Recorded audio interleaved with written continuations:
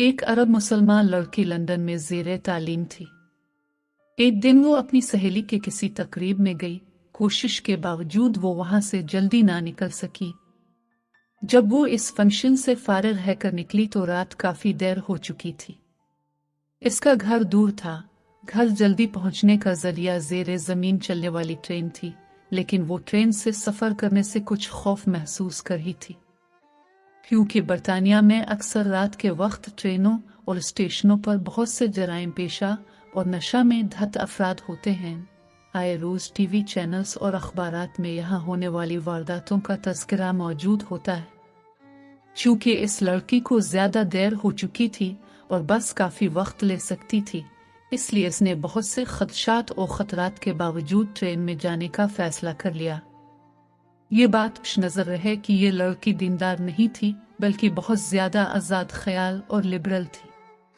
जब वो स्टेशन पर पहुंची तो ये देखकर इसके जिस्म में खौफ की एक सर्द लहर दौड़ गई कि स्टेशन बिल्कुल सुनसान है, सिर्फ एक शख्स खड़ा है जो हुलिया से ही जराइम पेशा लगता था। वो इंतहाई खौफजदा हो गई। फिर उसने हिम्मत की खुद को संभाला, कुरानी आयत का विर्द करना शुरू कर दिया।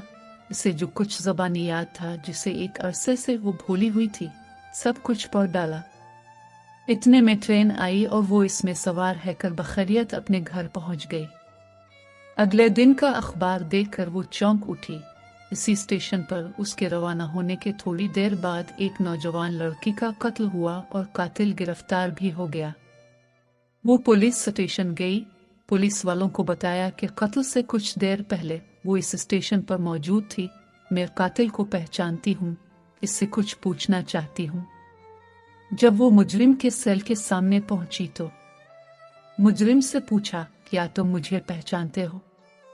इसने जवाब दिया, हाँ पहचानता हूँ। रात को तुम भी इस स्टेशन पर आई थी। लड़की ने पूछा, फिर तुमने मुझे क्यों छोड़ दिया? वो कहने लगा, मैं तुम्हें कैसे नुकसान पहुंचाता? तुम्हारे पीछे तो दो इंतहाई सेहतमंद और कदावर बॉडीगार्ड थे। यह सुनकर लड़की हैरान हो गई।